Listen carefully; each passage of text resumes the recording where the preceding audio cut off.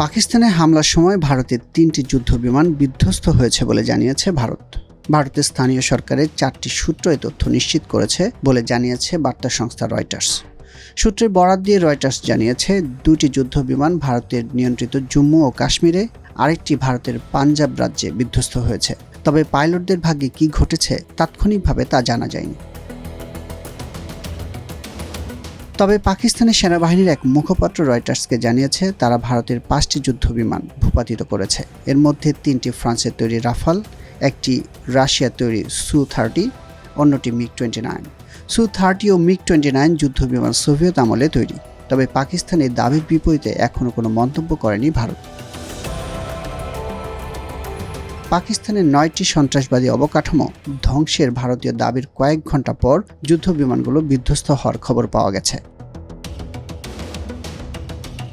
এদিকে পাকিস্তানের হামলায় রাফাল যুদ্ধবিমান ব্যবহারের খবর ছড়িয়ে পড়ার পর 7টি রাফাল যুদ্ধবিমানের নির্মাতা ফরাসি কোম্পানি ড্যাসল্ট এভিয়েশনের শেয়ারের দাম কমেছে 6%।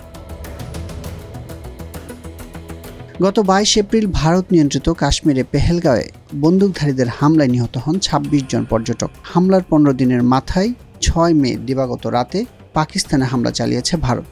দেশটি এই অভিযানের নাম দিয়েছে অপারেশন সিঁদুর। আধুনিক যুদ্ধে বিমান বাহিনীর ভূমিকা খুবই গুরুত্বপূর্ণ, বিশেষ করে দ্রুত সাড়া দেওয়া এবং নির্ভুল আক্রমণের ক্ষেত্রে। এ খাতে ভারতের অবস্থান মোটামুটি শক্ত।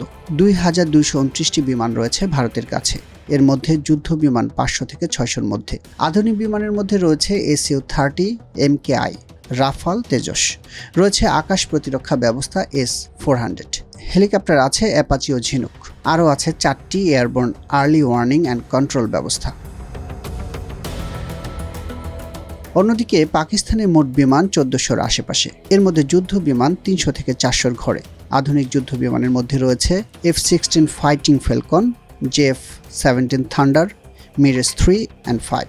ভারতের চেয়ে বেশি যুদ্ধে ব্যবহার উপযোগী হেলিকপ্টার রয়েছে পাকিস্তানের। ভারতের 4টির বিপরীতে 7টি airborne early warning and control ব্যবস্থা রয়েছে পাকিস্তানের।